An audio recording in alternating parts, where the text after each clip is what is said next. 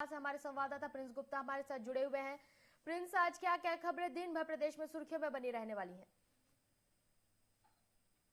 जी बिल्कुल, मध्य प्रदेश और भोपाल में काफी ऐसी खबरें हैं जो सुर्खियों में रहने वाली है। और सबसे बड़ी और पहली खबर की अगर मैं बात करूं तो वो है, जूडा ने अपनी हड़ताल पर जाने वाले थे, वो हड़ताल खत्म कर दी है, क्योंकि डॉक्टर अरुणा को वापस जीएमसी में लाने की बात चल रही थी और उनको ऑर्डर हो चुके थे जीएमसी आने के। वो ऑर्डर कैंसिल हो गए हैं और वापस वो उनकी सेवाएं स्वास्थ्य विभाग को दी जाएंगी, क्योंकि उससे पहले भी डॉक्टर अरुणा विवादों में रही है। एक रेजिडेंट डॉक्टर की जान चली जाने के कारण उनको हटाया गया था और वापस फिर जुड़ा एक लामबंद होकर उनको आने से मना कर रहा था कि डॉक्टर अरुणा को वापस जीएमसी नहीं लाया जाए। तो जो जीएमसी प्रशासन है, डीन है, उन्होंने वो बात मान ली और आदेश को कैंसिल कर दिया है और जुड़ा ने अब हड़ताल पर जाने से मना कर दिया है। अब हड़ताल पर जुड़ा नहीं जाएगा।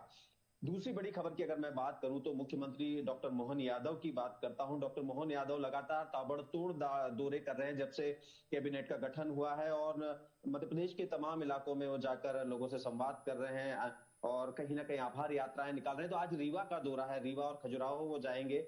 वहां पर भी वो कई योजनाओं और लोकार्पण करेंगे चीजों का। लगभग 350 करोड़ से अधिक का लोकार्पण करेंगे और आम सभा को संबोधित करेंगे और जन आभार यात्रा भी निकालेंगे और समीक्षा बैठक भी लेंगे। यानी कि ये कहा जा सकता है कि हमारे जो नए मुख्यमंत्री हैं मध्य प्रदेश के, डॉक्टर मोहन यादव, ताबड़तोड़ दौरों के साथ पूरे मध्य प्रदेश को एक तरह से समझने की और चीजों को एग्जीक्यूट करने की पूरी कोशिश कर रहे हैं और लगातार लोगों से संवाद कर रहे हैं, कहीं कोई कमी ना रह जाए, और एक्शन मोड में भी है।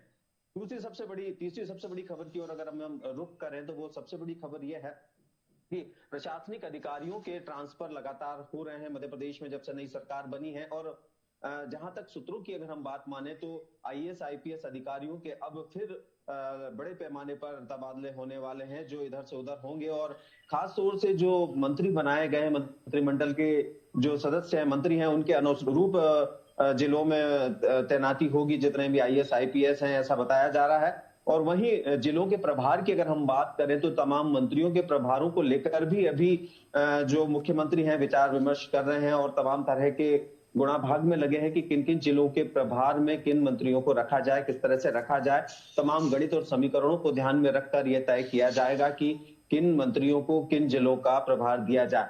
तो ये तो एक राजनीतिक खबर होगी। दूसरी खबर की अगर हम बात करें तो कांग्रेस की बड़ी खबर है कि एक वापस यात्रा शुरू होने वाली है कांग्रेस की, भारत जोड़ो, और उसका नाम बदल दिया गया है भारत जोड़ो न्याय यात्रा, जिसमें राहुल गांधी फिर निकलने वाले हैं। लगभग 6000 से अधिक किलोमीटर की यात्रा और 100 से अधिक जिलों से होकर वो गुजरेंगे और 14 तारीख से ये यात्रा शुरू होने वाली है, जिसका रोड मैप जारी कर दिया गया है कांग्रेस की तरफ से। तो निश्चित ही लोकसभा चुनाव को ध्यान में रखकर राहुल गांधी की जो यात्रा है वो मध्य प्रदेश के कई जिलों से होकर गुजरेगी और कहीं ना कहीं आम जनता से संवाद राहुल गांधी करेंगे, जैसा कि पिछली यात्रा में उन्होंने किया था। लोगों को जोड़ने की कोशिश करेंगे। अलबत्ता एक बात अलग है कि जहां जहां से ये यात्रा गई थी, मालवा और भी कई क्षेत्रों से, हम नेवाड़ की बात करें तो वहां ये बहुत सीटें नहीं जीत पाए थे, लेकिन लोकसभा चुनाव में शायद ये स्ट्रेटजी बदलकर वापस आम जनता से कनेक्ट करते हुए इस यात्रा को निकाल रहे हैं। तो निश्चित ही कहीं ना कहीं लोकसभा चुनाव मुख्य फोकस में है। वहीं प्रदेश अध्यक्ष जीतू पटवारी की अगर हम बात करें कांग्रेस से, तो वो दिल्ली से लौटने के बाद लगातार अब ताबड़तोड़ दौरे प्रदेश के करने वाले हैं और लगातार तमाम क्षेत्रों में जाकर वो लोगों से संवाद करेंगे, संगठन के पदाधिकारियों से मिलेंगे और तमाम तरह की कवायद करेंगे ताकि लोकसभा चुनाव में अधिक सीटें जीती जा सके, क्योंकि 28 सीटें अभी बीजेपी के पाले में है और एक सीट जो छिंदवाड़ा की है, नकुलनाथ, जहां से सांसद हैं कमलनाथ के बेटे, वो सिर्फ कांग्रेस के पास है। तो इस बार काफी कुछ कोशिश जीतू पटवारी की रहेगी कि अधिक से अधिक सीटें वो लोकसभा की जीते और उसी की कवायद को चलते हुए ये राहुल गांधी की यात्रा भी यहाँ मध्य प्रदेश से गुजरेगी और निश्चित ही कुछ न कुछ लाभ लेने की कांग्रेस इस यात्रा से कोशिश करेगी।